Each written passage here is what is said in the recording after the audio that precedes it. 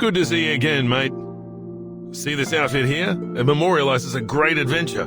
I thought it fitting as I'm headed on a new journey with you. I'm ready and willing, just as always. For the Rangers, heat and dehydration were often more of a danger than the crooks we were after. Even so, there's nothing more relaxing than basking in the warmth of the sun. What we are now undertaking is nothing short of extraordinary. Whatever the outcome, it is sure to be the greatest adventure of my life. Ladies and gentlemen, my name is... Ladies and gentlemen, I'm Brimley. Ladies and gentlemen, I'm Brimley. Ladies and gentlemen, the name is... Brimley. No, that won't do. Ranger Brimley salutes you. A real ranger attaches equal importance to all honors. Being entrusted with an early shift is just one of them.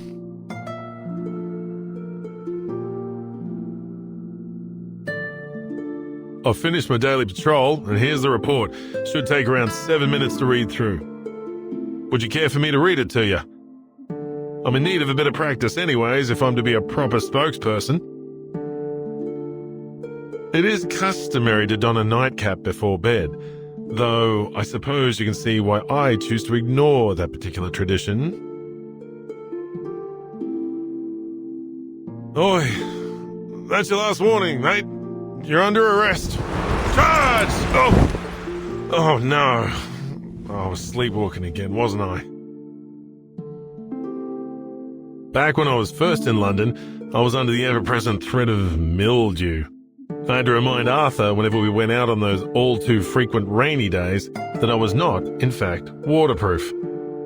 When I left for Australia, no fear of rain out in the outback, though I had no one to remind me about it, either. You might think the lack of hands or appendages would make things harder for me as a ranger. Not so.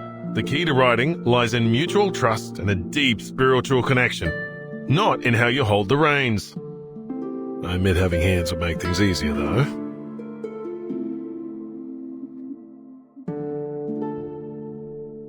The wool that makes up my body has a fantastic quality, softness, and flexibility. It's allowed me to reshape myself to fit my new identity.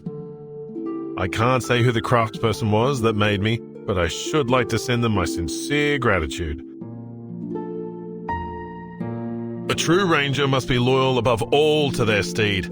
They are our partner and closest friends, with whom we must entrust our lives, and must trust us with theirs in return. Well, now I know mine appears to be just a stick horse, but it still counts for something. I believe that credibility far outstrips the importance of eloquence or rhetoric in a qualified spokesperson. And in that case, mate, I'd say you're well and truly talented. When I was first awakened in London, I spent a long time considering who I really was and where I belonged.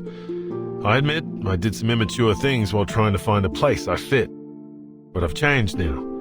I know that it takes more than just to say I'm a ranger to be a real ranger.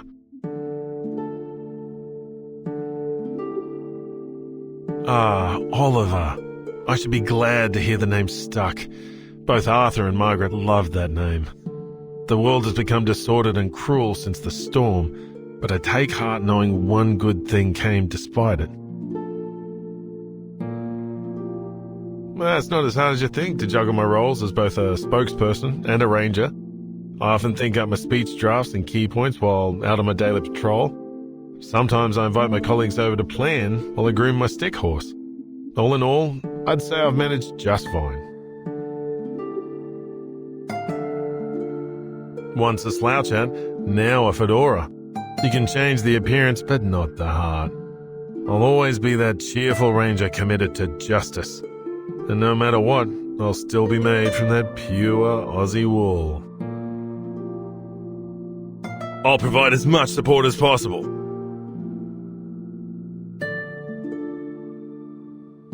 We have just begun to fight.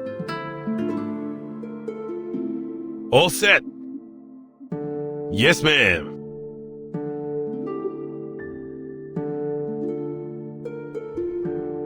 Sound the trumpets. For the Rangers. Yahoo! Onwards, boy, charge! Ranger Brimley, bring it up the rear. Here to help, mate.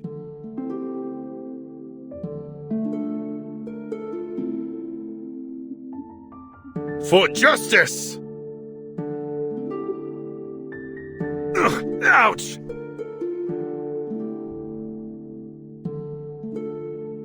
Shame on you.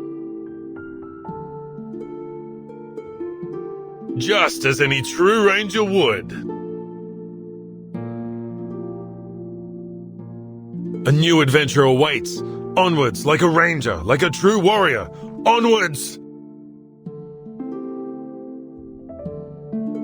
I've pursued many adventures and changed with each one, but my pursuit for justice has ever remained the same.